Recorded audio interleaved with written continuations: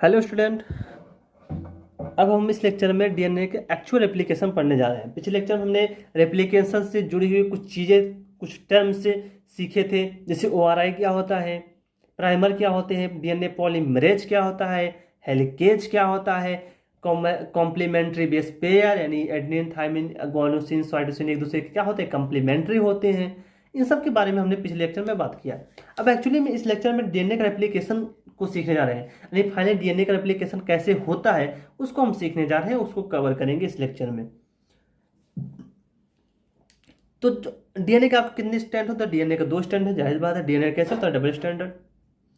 अब डीएनए के double standard से, यानी डीएनए का जो डबल स्टैंडर्ड है, इसे हम तोड़कर इसके दो भाग बनाने वाले हैं। ठीक है, ये आपका एक 5 प्राइम हुआ तो दूसरा 3 प्राइम, एक 3 प्राइम, दूसरा क्या होगा 5 प्राइम। अब ये हेलिकल स्ट्रक्चर है। अब इसी को दो भागों में बांटा है। पहले पहले क्या देखो, अब डीएनए का रेप्लिकेशन करने हमको दो चीज़ करनी है। पहले तो इसे क्या करो, खोलो। क्या है, घुमावदार भाई हेलिक्स स्ट्रक्चर है, पहले तो इसको खोलने का काम करो। पहले खोल दिया, अब उसके बाद ओआरआई लाओ। ओआरआई ओआरआई क्या करेगा? ओआरआई भैया पूरे डीएनए को पढ़ेगा कि origin of replication, Pratikrit, replication मतलब प्रतिकृत, ओरिजिन मतलब शुरुआत, यानी रेप्लिकेशन या प्रतिकृत की शुरुआत कहाँ से करनी है, ये ओआरआई करेगा। यानी अब एडेनिन थाइमिन सीक्वेंस जहाँ ज़्यादा होंगे ओआरआई वहीं उस रीजन को जोड़ेगा और वहीं से डीएनए को तोड़ना स्टार्ट करेगा। अब हेलिकल स्ट्रक्चर में हम सीखेंगे तो दिक्कत होगी हमें, तो इसलिए हम इसे स्टेट स्ट्रक्चर मतलब डीएनए के स्टेट स्ट्रक्चर बना के सीखते हैं, क्योंकि हमें चीज़ें सीखनी है। तो नाउ स्टार्ट डीएनए के रेप्लिकेशन। अब हम डीएनए रेप्लिकेशन एक्चुअली में सीखने जा रहे हैं। तो डीएनए के स्टैंड दो हैं। डीएनए के जो स्टैंड होते हैं कॉम्प्लीमेंट्री होते हैं, एंटी पैरेलल होते हैं, यानी एक दूसरे के समांतर होते हैं लेकिन अपोजिट पोलैरिटी में, एक दूसरे के विपरीत समांतर होते हैं। एंटी पैरेलल नहीं, एक दूसरे के प्रति समांतर, एंटी पैरेलल, प्रति समांतर, ये दूसरे के प्रति समांतर होते हैं। साथ में यहाँ के नाइट्रोजन बेस यहाँ के अपोजिट वाले होंगे। ये कैसे होते हैं? पूरक होते हैं, दूसरे के कॉम्प्लीमेंट्री होते हैं। तो डीएनए का एक स्टैंड 5 प्राइम से 3 प्राइम है, दोनों का डीएनए का दूसरा स्टैंड 3 प्राइम से 5 प्राइम। ये 3 प्राइम 5 प्राइम कहाँ से आया ये भी आपको पता है, पिछले लेक्चर में बताया था। जो 5 प्राइम है, जब आप न्यूक्लियोटाइड बना रहे थे, न्यूक्लियोटाइड में क्या होता है? न्यूक्लियोटाइड में आपका शुगर होता है, पेंटोज शुगर होता है, आपके समाक्षार होते हैं, नाइट्रोजन बेस होते हैं, साथ में आपका फास्फोरिक एसिड H3PO4, ये तीनों आपके मिलके बनाते हैं एक न्यूक्लियोटाइड। ठीक, अब न्यूक्लियोटाइड बना रहे थे, अब जो शुगर होते थे, पेंटोज शुगर आपके जो होते थे, उसका एक पांचवा कार्बन, दूसरा तीसरा कार्बन फ्री होता था नहीं? ठीक, एक का पांचवा वाला कार्बन, एक का तीसरा कार्बन फ्री होता था। और वहां मैंने आपको ये भी बताया था तीसरे कार्बन प्रेजेंट होता है OH ग्रुप। OH ग्रुप होता है हमेशा रिएक्टिव, यानी डीएनए के आगे जो न्यूक्लियोटाइड जुड़ेंगे वो आपकी OH ग्रुप से ही थर्ड कार्बन से जुड़ेंगे, क्योंकि थर्ड कार्बन क्या देता है आपको? फंक्शनल ग्रुप प्रोवाइड करता है जहां से आप रिएक्शन को कंप्लीट करा सके। देखो अब यहाँ क्या हुआ, डीएनए के हेलिक्स थे, ओआरआई ने आप पढ़ा, यहाँ उससे ऐसा रीजन मिला, देखो एडेनिन थाइमिन ज़्यादा है, यहाँ से इससे ऐसा रीजन मिला है ओआरआई को कि यहाँ से हम डीएनए के रेप्लिकेशन स्टार्ट कर सकते हैं। तुरंत आया हेलिकेज। हेलिकेज क्या करता है? डीएनए को हेलिक्स को तोड़ेगा, हेलिक्स को तोड़ने के बाद दो भागों में बांट देगा, यानी हेलिक्स को तोड़ा। अब हेलिक्स को तोड़ने के बाद ये वाई स्ट्रक्चर दिख रहा है, वाई टाइप के स्ट्रक्चर, ये से कहते हैं फॉग। क्या बोलते हैं? फॉग। तो अब डीएनए को ये स्टैंड को तोड़कर दो हिस्सों में डिवाइड किया। ठीक है, अब ध्यान रखना एक साथ ये पुराना स्टैंड है, यहाँ पर प्राइमर इधर जुड़ा, एक प्राइमर इधर जुड़ा। प्राइमर की पोलैरिटी क्या होती है? 5 to 3। मैंने आपको बताया था प्राइमर का जो तीसरा कार्बन होता है वो आपको प्रोवाइड करता है फंक्शनल ग्रुप, और तीसरे कार्बन से हम न्यूक्लियोटाइड को जोड़ेंगे। तो डीएनए के तीसरे कार्बन से, ध्यान, तीसरे कार्बन से ही न्यूक्लियोटाइड जुड़ेंगे। तो ये देखो मैंने नाइट्रोजन बेस न्यूक्लियोटाइड को जोड़ दिया, ऐसे जुड़ते चले जाएंगे तीसरे कार्बन पे। ठीक, ऐसे जुड़ते चले जाएंगे। और यहाँ पर क्या हुआ, यहाँ पर तीसरा कार्बन इधर है तो इधर ऐसे जुड़ते चले जाएंगे न्यूक्लियोटाइड्स आपके। ठीक है, ऐसे फाइनली एक स्टैंड से दूसरा स्टैंड बनता चला जाएगा। अभी तक यहाँ तक ही खुला है, तो यहाँ तक ही हम न्यूक्लियोटाइड जोड़ेंगे। ठीक, ध्यान से देखना, ये क्या है आपका प्राइमर, ये 5 to 3 प्राइम है, तो प्राइमर भी हमेशा ध्यान रखना, कोई भी चीज जुड़ना हो वो हमेशा एंटी पैरेलल प्रति समांतर रूप का फॉलो करेगा। अगर एक स्टैंड 5 to 3 है तो प्राइमर भी हम यहाँ अपोजिट लगाएंगे। 3 प्राइम है तो ये प्राइमर का 5वां प्राइम होगा, तो तीसरा प्राइम इधर है, इधर 5वां है तो तीसरा प्राइम इधर लगाएंगे नहीं। और तीसरे प्राइम जो आपका प्राइमर होता है ये आपका क्या है, प्राइमर। और यहीं से ये तीसरा कार्बन से आपके न्यूक्लियोटाइड जुड़ते चले आएंगे। ठीक है, तो तीसरे कार्बन से आपके न्यूक्लियोटाइड, ये देखो ढेर सारे न्यूक्लियोटाइड जुड़ते चले गए। यहाँ पर ये 3rd प्राइम है तो प्राइमर का 5वां प्राइम, ये डीएनए का 5th प्राइम है तो प्राइमर का कैसा, 3रा प्राइम है। ठीक है, अब देखो तीसरे प्राइम अगर फंक्शनल ग्रुप प्रोवाइड कराता है, अब यहीं से न्यूक्लियोटाइड आपके जुड़ते चले जाएंगे, ये आपके न्यूक्लियोटाइड जुड़ते चले जाएंगे। ठीक, अब क्या हुआ, अब ध्यान रखना, हेलिकेज आपका डीएनए हेलिक्स को तोड़ता जा जाएगा। उसके बाद जब डीएनए हेलिक्स तोड़ेगा, उसके बाद डीएनए में बहुत स्टेबल होता है, ध्यान रखना तुरंत। अब अगर हेलिक्स तोड़ चला जाएगा तो पीछे डीएनए जुड़ते जाते हैं, इतने ज़्यादा स्टेबल होते हैं कि बॉन्ड फिर से जुड़ जाते हैं।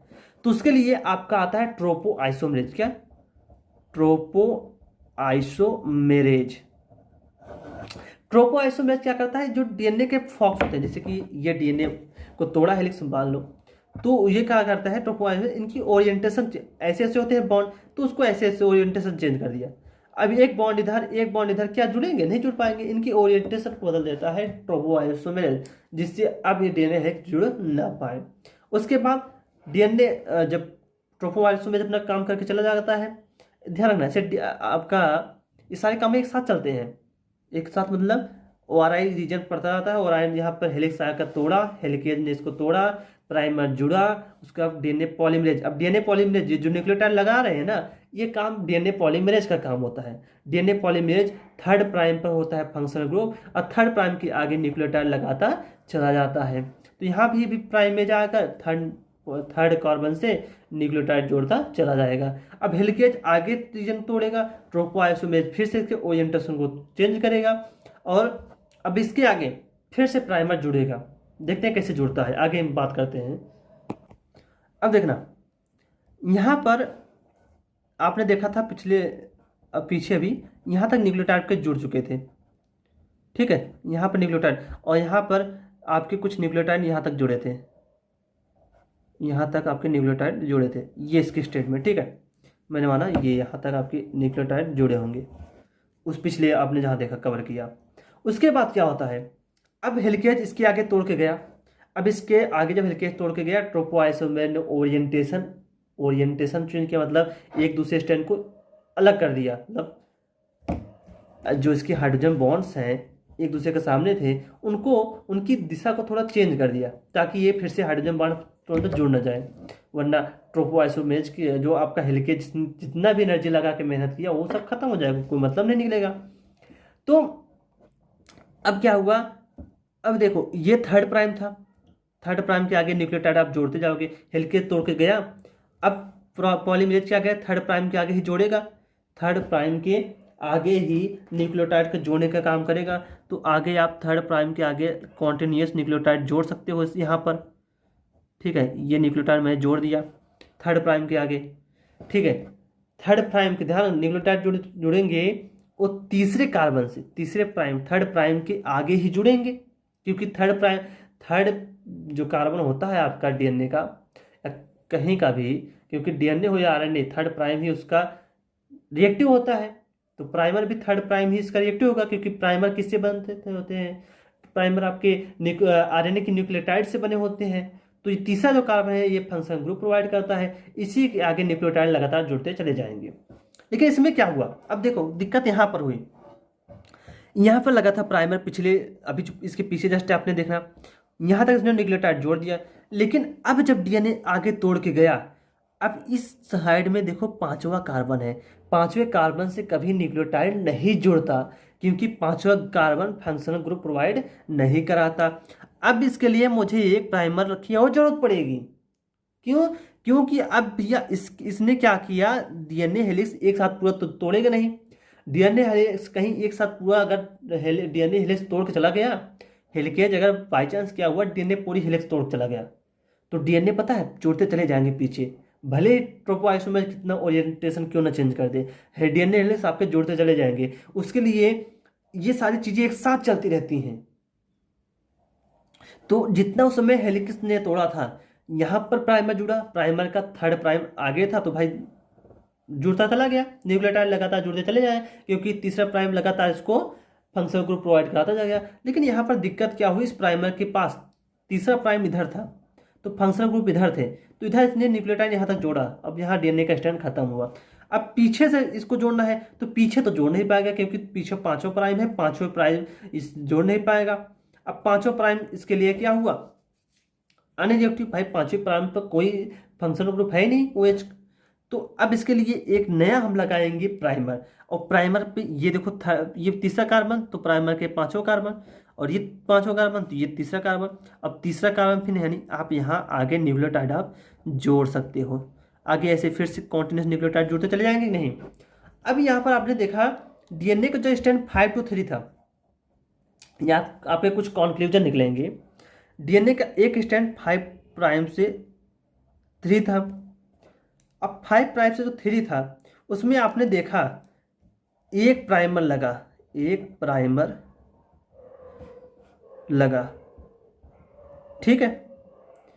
और जबकि आपने जब देखा जो आपका 3 to 5 ये तीसरा तो पांचों कार्बन जो था 3 प्राइम to 5 प्राइम, उसमें आपके एक से अधिक, यहाँ मैंने 2 बताया, ऐसे पूरे स्टैंड में ऐसे लगा होगा, तो एक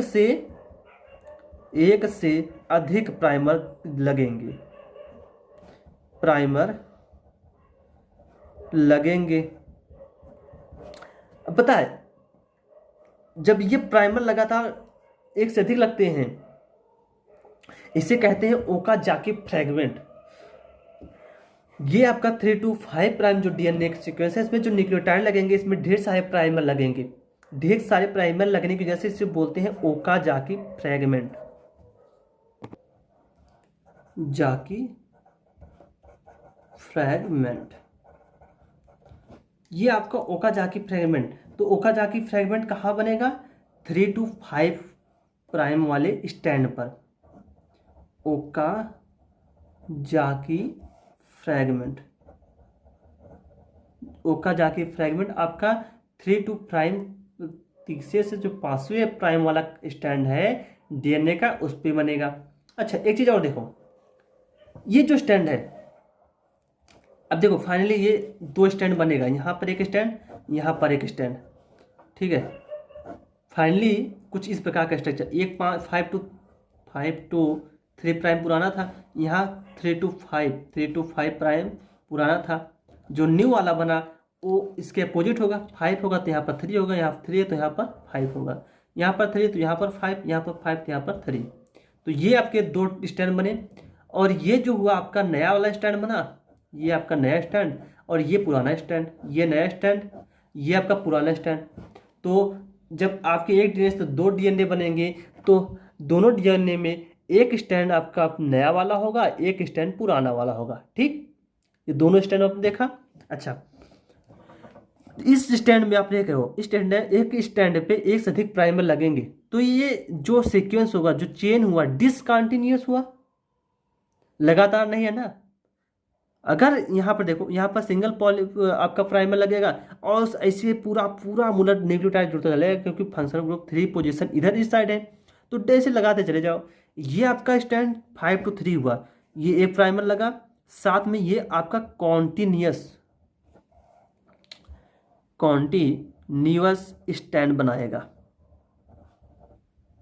ठीक, कॉन्टिन्यूअस स्टैंड बनाएगा। लेकिन जो आपका ये 3 प्राइम to 5 वाला है, ये पहला और दूसरा ध्यान, ये आपका जो 3 to 5 वाला स्टैंड है, इसमें आपके एक से अधिक प्राइमर लगे, और ये आपको लग रहा है इसे एक आपका चेन इधर है, एक चेन इधर है, ऐसे एक चेन इधर होगा, तो ये क्या है, डिसकॉन्टिन्यूअस, लगातार नहीं है। कैसा है, डिसकॉन्टिन्यूअस चैन मिलेगा। अच्छा एक चीज़ और जानो, जब ये डिसकॉन्टिन्यूअस चैन है इसे बोलते हैं पता है, लैगिंग, लैगिंग स्टैंड बोलते हैं, लैगिंग स्टैंड। जबकि जो कॉन्टिन्यूस वाला स्टैंड है इसे बोलते हैं लीडिंग स्टैंड, लीडिंग स्टैंड। तो यहाँ पर आपने कितने टर्म सीखे, 2-3 टर्म अपने यहाँ पे एक्स्ट्रा सीखा क्या, जब डीएनए को लगाया गया 5 to 3। तो आप ध्यान रखना, जो 5 to 3 प्राइम वाला होगा डीएनए, ठीक, जो 5 to 3 प्राइम वाला डीएनए होगा उसमें एक ही प्राइमर लगेगा, वो स्टैंड आपका कॉन्टिन्यूस होगा, लगातार आपके उसमें जो डीएनए के स्टैंड होते हैं लगातार उसमें आपके न्यूक्लियोटाइड जोड़ते चले जाएंगे। अब ये आपका लैगिंग स्टैंड बनाएगा। एक चीज़ ध्यान रखना, यहाँ पर एक थोड़ी गलती हो गई, ये स्टैंड हमने यहाँ से स्टार्ट किया, ये पहला स्टैंड है आपका, ये मैंने आपको फर्स्ट स्टैंड माना, ये आपका सेकंड स्टैंड माना, ठीक है, ओके। गलती क्या हुई, हम स्टार्ट से इधर से आपका रीडिंग स्टार्ट कर रहे हैं इधर से, तो इधर जो स्टैंड है 3 to 5 हुआ, ये 5 to 3 नहीं बल्कि 3 to आपका 3 to 5 होगा, क्योंकि हम इधर से रीडिंग कर रहे हैं ना, रीडिंग हमने इस तरह से स्टार्ट किया है, रीडिंग हमने इधर से स्टार्ट किया है, और इधर से आपका ये स्टैंड होगा 5 to 3, 5 to 3। थोड़ी सॉरी गलती हो गई। गलती क्या हुई, हम रीडिंग इसकी इधर से स्टार्ट कर रहे हैं ना कि इधर से कर रहे हैं, हमने रीडिंग इस 3 से स्टार्ट किया, तो हम स्टैंड भी काउंट करेंगे 3 to 5, ठीक। और ठीक इसी प्रकार हमने रीडिंग स्टार्ट की थी इधर से, तो ये 5 to 3 होगा। पीछे आप देख लो ना, इधर हमने जब स्टार्ट किया था डीएनए हेलिक्स को इस साइड से तोड़ा था, तो ये आपका 3 से 5 तोड़ा, और इधर स्टैंड आपका 5 से 3 होगा, तो ये आपका फर्स्ट स्टैंड है, ये आपका सेकंड स्टैंड है। तो फर्स्ट स्टैंड 3 to 5, सेकंड आपका 5 to 3 होगा। अब फर्स्ट क्या है 3 to 5, और सेकंड क्या है 5 to 3, और फर्स्ट 3 to 5 इसमें आपका एक प्राइमर लगेगा। अब देखो ये कॉन्टिन्यूस लगातार आपकी स्टैंड लग रही है नहीं, ये कॉन्टिन्यूस है, तो ये आपका स्टैंड कॉन्टिन्यूस होगा, और इस कॉन्टिन्यूस स्टैंड को ही लीडिंग स्टैंड कहते हैं, लीड करना, ठीक है। ये आपका कौन सा है, कॉन्टिन्यूस स्टैंड होगा। ये आपका जो 5 to 3 हुआ, 3 to 5 नहीं, स्टैंड को आप उल्टा करके, अगर आपको दिक्कत हो रही हो तो ये आप फिगर उल्टा करके बनाना, ठीक। आपका जो 5 to 3 है उसमें आपके एक से अधिक प्राइमर लगे, एक से अधिक फ्रेगमेंट दिख रहे हैं आपको, तो ये आपका डिसकॉन्टिन्यूस हुआ, इसे बोलते हैं लैगिंग स्टैंड। तो आपका 5 to 3 वाला जो हुआ, ये आपका एक से अधिक प्राइमर लगेंगे, ये आपका डिसकॉन्टिन्यूस हुआ, ओ का जाके फ्रेगमेंट बन रहे हैं, लैगिंग स्टैंड। अब आपको कैसे याद होगा कि कौन सा स्टैंड लैगिंग करेगा, कौन सा स्टैंड लीड करेगा। अच्छा बताओ, जब क्लास पढ़ते हो आप कॉन्टिन्यूस पढ़ते हो, 1 2 3 4 अगर क्लास लगातार पढ़ते हो तो आप ज़्यादा पढ़ाई में मजबूत रहोगे, यानी पढ़ाई आपको ज़्यादा तब आएगी, या आप जब क्लास कूद कूद पढ़ोगे, पहले 5 पढ़ लो फिर 3 पढ़ो फिर क्लास 2 पढ़ो, तो कब आपको ज़्यादा समझ में आएगा चीज़ें, जब आप लगातार पढ़ोगे, यानी पहले क्लास 3 पढ़ो देन 5 पढ़ो, तो आपको चीज़ें ज़्यादा समझ आएगी। तो आपका वहाँ होगा क्या, लीडिंग स्टैंड। लीड मतलब किसी चीज़ को प्रकार से किसी चीज़ में आगे रहना। तो आगे कब रहोगे आप, जब आप लगातार क्लास पढ़ोगे, एक क्लास मतलब कोई क्लास आगे पीछे ना पढ़ो, कॉन्टिन्यूस पढ़ो 3 to 5। ऐसे भी सोचो ना 3 to 5, क्लास 3 के बाद हम क्लास 5 पढ़ रहे हैं, तो कॉन्टिन्यूस पढ़ रहे हैं, लगातार पढ़ रहे हैं, तो आप लीड करोगे, आगे ही रहोगे हमेशा पढ़ाई में। वहीं जब आप अगर कक्षा 5 पहले पढ़ ली, उसके बाद आ रहे हो 3 पढ़ रहे हो, तो क्या हुआ, आपने डिसकॉन्टिन्यूस क्लासेस पढ़ी, डिसकॉन्टिन्यूस क्लासेस पढ़ी, डिसकॉन्टिन्यूस चेन बना। साथ में आप हमेशा क्या करोगे, लैग करोगे, लैग मतलब पीछे ही रहोगे हमेशा, आप उस क्लास में पीछे। भाई जब आप उल्टा पढ़ रहे हो, फिर क्लास 5 पढ़ के फिर 3 में आ रहे हो कूद के, तो लैग तो करोगे ही। तो लैगिंग स्टैंड अब समझ में आ गया, लैगिंग स्टैंड लीडिंग स्टैंड किसे कहेंगे। 3 to 5 वाला स्टैंड हमेशा लीड करेगा, कक्षा 3 से पढ़ के 5 में जाओगे तो कॉन्टिन्यूस आप पढ़ाई करते रहोगे, लीड करोगे। अब 3 to 5 आपका स्टैंड जो है, इसमें एक प्राइमर की जरूरत पड़ी, ठीक है, प्राइमर में लगातार आपके न्यूक्लियोटाइड जुड़ते गए। वहीं आपकी जो 5 से 3 स्टैंड में है, उसमें आपके क्या जो न्यूक्लियोटाइड है उसमें एक से अधिक प्राइमर की जरूरत पड़ी, एक से अधिक प्राइमर के साथ साथ इसका जो चेन था वो भी डिसकॉन्टिन्यूअस था। ठीक है, अब कहते हैं अब डीएनए पॉलीमरेज के साथ एक काम और है, पता क्या आता है, ये जो प्राइमर है, प्राइमर को हटाएगा डीएनए पॉलीमरेज। डीएनए के स्टैंड है, तो डीएनए के स्टैंड से डीएनए को बनाना है तो डीएनए पॉलीमरेज लगेगा। ये प्राइमर को हटाना और इसके स्थान पे फिर से न्यूक्लियोटाइड लगाना, ये डीएनए पॉलीमरेज का काम है। मैंने कल आपको बताया था डीएनए पॉलीमरेज का ये भी काम है। उसके साथ साथ ध्यान रखना हो, जब ये हट गया, यहाँ पर इसने न्यूक्लियोटाइड जोड़ा, अब इस न्यूक्लियोटाइड को इस न्यूक्लियोटाइड से जोड़ने के लिए आपका आएगा डीएनए लाइगेज। लाइगेज मतलब किसी चीज को जोड़ना, तो डीएनए के स्टैंड को जोड़ रहा है, दैट इज डीएनए लाइगेज। तो आप यहाँ पर दो चीजें, DNA polymerase, DNA ligase. DNA polymerase आपका ये स्टैंड तो बनाएगा डीएनए पॉलीमरेज, इसके साथ साथ ये प्राइमर को हटाना और उसके स्थान पर नए न्यूक्लियोटाइड को लगाना, ये प्राइमर डीएनए पॉलीमरेज का ही काम है। वहीं इस स्टैंड के बीच जो स्पेस बना, ठीक है, दोनों स्टैंड के बीच स्पेस तो बनेगा ही भैया, ये आपका प्राइमर हटा, न्यूक्लियोटाइड लगाने के बाद स्पेस जो बचा उसको जोड़ने के लिए आपका डीएनए लाइगेज जाएगा जो चीज़ों को जोड़ेगा। अब मैंने आपको एक टर्म बताया था ट्रोपोआइसोमेरेज, उसके बारे में आप सीखते हैं। अब बात करते हैं ट्रोपोआइसोमेरेज के बारे में। ट्रोपोआइसोमेरेज क्या होता है, ये हेलिकेज एंजाइम जब आपके डीएनए हेलिक्स को तोड़ते हैं, तो डीएनए हेलिक्स कैसे हेलिकल स्ट्रक्चर में होता है, यानी कैसे घूमे हुए स्ट्रक्चर में होता है। तो डीएनए जो आपका हेलिकेज होता है, हेलिकेज डीएनए के द्विगुणित जो डीएनए डबल हेलिक्स स्ट्रक्चर था जिसे द्विगुणन भी कहते हैं, तो उसको तोड़ेगा, तोड़ के आगे निकल जाता है। अब डीएनए जो पीछे तोड़ निकल गया, कहीं आपस में फिर से न जुड़ जाए, उनको रोकने के लिए अब ट्रोपोआइसोमेरेज क्या करता है, इनके हेलिकल स्ट्रक्चर को खोल देता है, उनका ओरिएंटेशन चेंज कर देता है, खोल के सीधा कर देता है, जिसकी वजह से आपस में जो अब हेलिक्स स्ट्रक्चर है वो जुड़ने ना पाए, इसको रोकता है। तो उसके संतर द्विगुणित अणु पृथक कर देता है, पुनर्कुंडल कर देता है, ताकि आपस में फिर से ये हाइड्रोजन बॉन्ड न जुड़ पाए, ताकि आगे पॉलीमराइजेशन मतलब डीएनए रेप्लिकेशन हो जाए, ऐसा सोचो। तो टाइप ऑफ ट्रोपोआइसोमेरेज दो प्रकार के हैं, फर्स्ट सेकंड, दोनों का काम कहीं ना कहीं यही होता है। ट्रोपोआइसोमेरेज सेकंड, इसे डीएनए गायरेज भी बोलते हैं। ये इनका कुल मिला के यही काम करना है, दोनों मिलकर डीएनए हेलिक्स जो खोले गए हैं, तोड़े गए हैं हेलिक्स के द्वारा, अब वो उनको फिर से जुड़ने से रोकना है। दोनों का काम आप बस यही जानो, ट्रोपोआइसोमेरेज डीएनए हेलिक्स को फिर से जोड़ने से रोकता है, इनके स्टैंड को जो आपके घूमेदार स्ट्रक्चर होते हैं, हेलिकल स्ट्रक्चर होते हैं, हेलिकल स्ट्रक्चर उनको खोलता है। ठीक है, उनको खोलता है, ओरिएंटेशन चेंज करता है ताकि वो फिर से न जुड़ने पाए। इसी के साथ साथ आपकी एकल सूत्र डीएनए बंधकी प्रोटीन, एकल सूत्र डीएनए बंधकी मतलब इसे बोलते हैं single standard DNA binding protein, SSB.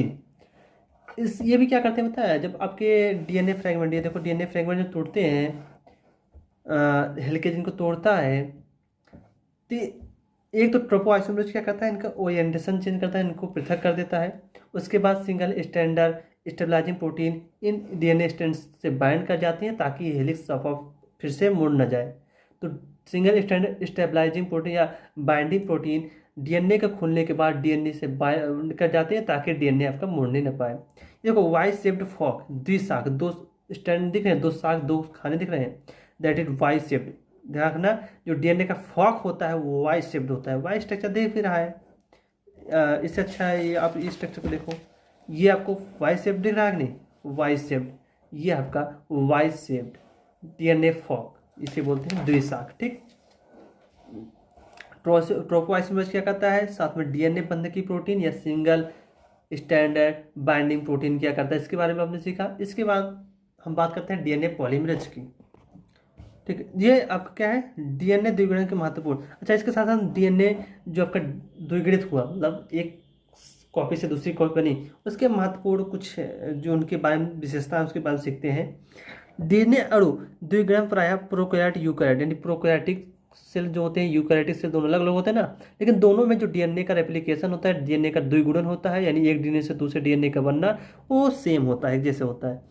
1963 में जॉन कैन्स नाम के पहले साइंटिस्ट है जिन्होंने स्वीकृत स्वीविकरण स्वैप विकिरण क्या होता है? रेडियो एक्टिव या ऑटोग्राफी होता है। रेडियो ऑफिग्राफी मतलब रेडियो एक्टिव जो किरणें होती हैं उसके माध्यम से इन्होंने इशीरिया कोलाई नाम की बैक्टीरिया पे सबसे पहले डीएनए द्विगुणन को प्रक्रिया को वर्णन किया था। यानी एशीरिया कोलाई बैक्टीरिया पर 1963 में जॉन कैन्स नाम के साइंटिस्ट ने स्वैप विकिरण तकनीक के माध्यम से डीएनए में जो रेप्लिकेशन होता है उसको समझाने की कोशिश की थी, उसको समझाया था। ठीक, उसके बाद ध्यान रखना, इसीलिए जो कोलाई होता है, मैंने आपको ओआरआई बताया था, इनमें 245 समाचार के ओआरआई होते हैं। 245 क्षार के न्यूक्लियोटाइड होंगे, जहाँ 80 के सीक्वेंस होंगे, वो आपका यहाँ पर ओआरआई बनाता है। ठीक है, इसे कहते हैं ORIC। क्या कहते हैं? ORIC। ये आपका इशीरिया कोलाई का है, जिसमें 245 समाचार या नाइट्रोजन बेस होते हैं। ठीक, ये किसका है? इशीरिया कोलाई का। इशीरिया कोलाई जो ORI है 245 नाइट्रोजन बेस या समाचार से बने होते हैं, जिसमें 80 का सीक्वेंस बार बार आएगा, और ये ORIC कहलाते हैं। ठीक, उसके बाद डीएनए पॉलीमरेज की बात करते हैं। डीएनए पॉलीमरेज जो है आपका, डीएनए पॉलीमरेज क्या करता था? एक्चुअली में जो डीएनए का एक स्ट्रैंड से दूसरे स्ट्रैंड बनते थे, दूसरे स्ट्रैंड में जो न्यूक्लियोटाइड लगा होता था वो डीएनए पॉलीमरेज करता था। डीएनए पॉलीमरेज कब क्या करता था? जब आरएनए प्राइमर जुड़ते थे। आरएनए जो प्राइमर है, इसके साथ आरएनए प्राइमर जब जुड़ते थे, उसी के आगे डीएनए पॉलीमरेज उन्हें फंक्शनल ग्रुप प्रोवाइड हो जाता था प्राइमर के द्वारा। उसके बाद वो लगातार आपके न्यूक्लियोटाइड जोड़ते चले जाते थे। और डीएनए पॉलीमरेज वही आपके 3 प्रकार होते हैं। DNA polymerase first, second, third. First, second, third. DNA polymerase कितने प्रकार के? 2। डीएनए पॉलीमरेज का क्या काम है ये आपको पता ही है। ये न्यूक्लियोटाइड का एक्चुअली जो न्यूक्लियोटाइड को जोड़ने का काम यही होता है। उसके साथ साथ डीएनए प्राइमर के बारे में एक बात और ध्यान रखना, जो प्राइमर होते हैं, मैंने बताया था न्यूक्लियोटाइड के सीक्वेंस होते हैं। आरएनए के जो न्यूक्लियोटाइड होते हैं, यानी ऐसे सोचो, ये आरएनए के ही कुछ न्यूक्लियोटाइड के छोटे मोटे सीक्वेंस होते हैं, छोटे सीक्वेंस होते हैं। और आरएनए पॉलीमरेज होता है, आरएनए पॉलीमरेज ही प्राइमर को बनाता है। प्राइमर जिसे बोलते हैं प्रवेशक का संश्लेषण आरएनए पॉलीमरेज ही द्वारा होता है। आरएनए पॉलीमरेज द्वारा आपका प्राइमर बोले तो प्रवेशक का संश्लेषण होता है।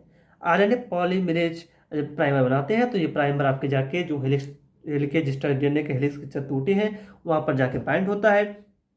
यह अब फंक्शनल ग्रुप प्रोवाइड करता है, क्योंकि प्राइमर जो होते हैं ये 5 to 3 प्राइम देते हैं। 3 प्राइम पे फंक्शनल ग्रुप प्रोवाइड होता है, और इसके बाद तो पॉलीमरेज आएगा, डीएनए पॉलीमरेज, इसके आगे न्यूक्लियोटाइड लगाता चला जाएगा, और फाइनली आपका एक स्ट्रैंड से 2 स्ट्रैंड का फॉर्मेशन हो जाता है। इसके साथ साथ जो आपके लीडिंग स्ट्रैंड थे, लीडिंग मतलब जो प्रधान होंगे, जो आगे होंगे, ठीक है। लैगिंग जो पीछे होंगे, अनुगामी श्रृंखला बोलते हैं। तो लीडिंग स्ट्रैंड आपका 3 to 5, आप कॉन्टिन्यूस पढ़ोगे, 3 to 5 पढ़ोगे तो आपका लीडिंग स्ट्रैंड करेगा। वहीं लैग करोगे जो आप डिसकॉन्टिन्यूस रहोगे तो 5 to 3, 5 से 3 जा रहे हो उल्टा, तो ये क्या होगा? डिसकॉन्टिन्यूस लैगिंग स्ट्रैंड होगा। लीडिंग लैगिंग स्ट्रैंड मैंने बताया, यहाँ लीडिंग स्ट्रैंड को प्रधान श्रृंखला कहते हैं, लैगिंग स्ट्रैंड को अनुगामी श्रृंखला। प्राइमरेज बना डीएनए आरएनए प्राइमेज पॉलीमरेज आपका प्राइमर बनता है। डीएनए पॉलीमरेज क्या होता है? यानी जो एक्चुअली में अब हमने देखा जो का डीएनए रेप्लिकेशन में, तो आपकी जो डीएनए स्ट्रैंड थी, इससे फाइनली आपने देखा जो स्ट्रैंड बन के आया, ठीक है, इसमें 2 स्ट्रैंड बने डीएनए के, और बनने भी चाहिए, क्योंकि आपको 2 डिफरेंट सेल में इसको डीएनए को जाना है, ठीक है, जिसके लिए हमने इतनी मेहनत की। अब आपने देखा जो स्टैंड बनकर तैयार होता है, एक स्टैंड इसमें पुराना वाला होता था, दोनों 2 डीएनए बने, एक डीएनए ये, दूसरा डीएनए ये बना, ठीक है। तो ये डीएनए में एक सेल में गया, ये डीएनए एक सेल में गया, और इसमें ये डीएनए आपका पुराना वाला होता है, एक नया बनता है। इसमें एक डीएनए पुराना, एक नया वाला बनता है। तो हम कह सकते हैं जो डीएनए बना ये हाइब्रिड टाइप के बने, या इसमें एक आपका पुराना है, दूसरा नया है। तो ये जो डीएनए है सेमी कंजर्वेटिव नेचर होता है। सेमी मतलब आधा, यानी आधा डीएनए इसमें अपना वाला है, आधा ये दूसरा नया डीएनए इसमें आया, तो इसे बोलते हैं सेमी कंजर्वेटिव नेचर। आगे हम इसके बारे में अभी एक्सपेरिमेंट करेंगे। इसीलिए कोलाई पर जो एक्सपेरिमेंट किया गया उसमें हम देखेंगे सेमी कंजर्वेटिव नेचर को जो प्रूव किया गया है मसलन और टहल द्वारा, ठीक है, जिसे हम नेक्स्ट लेक्चर में कवर करने वाले हैं। इस लेक्चर में हमने देखा कि डीएनए का रेप्लिकेशन हुआ, डीएनए के स्टैंड, एक स्टैंड से दो स्टैंड बने, जिसमें एक स्टैंड, जो स्टैंड होते हैं आपस अपोजिट पोलरिटी शो करते हैं नहीं, एक 5 to 3 होगा तो दूसरा 3 to 5 होगा, एक 5 to 3 दूसरा 3 to 5, ठीक है। तो जो स्टैंड बने, इसमें एक स्टैंड इसका ओल्ड वाला पुराना था, एक नया स्टैंड बन के आया। तो ये सेमी कंजर्वेटिव नेचर हो गए थे, क्योंकि इन्होंने आधे जो डीएनए के एक स्टैंड को एक सेल में गया, दूसरा स्टैंड दूसरे सेल में गया, यानी 50% ये स्टेबिलिटी बनाए रखे हैं, 50% स्टैंड आपका बचा हुआ है, जिसे सेमी मतलब आधा होता ही है, semi conservative nature of DNA, जिसे हम नेक्स्ट लेक्चर में इसके एक्सपेरिमेंट को सीखने वाले हैं, ठीक। आपको मेरा ये नोट्स मेरे डिस्क्रिप्शन बॉक्स में मिल जाएगा, आप जाके वहाँ पर इसे डाउनलोड कर लीजिएगा, ठीक। उसके नेक्स्ट लेक्चर हम बात करने वाले हैं सेमी कंजर्वेटिव नेचर ऑफ आपके इकोलाई में, मतलब डीएनए के जो सेमी कंजर्वेटिव नेचर है उसको हम एक्सपेरिमेंट द्वारा सीखेंगे नेक्स्ट लेक्चर में। Thank you so much.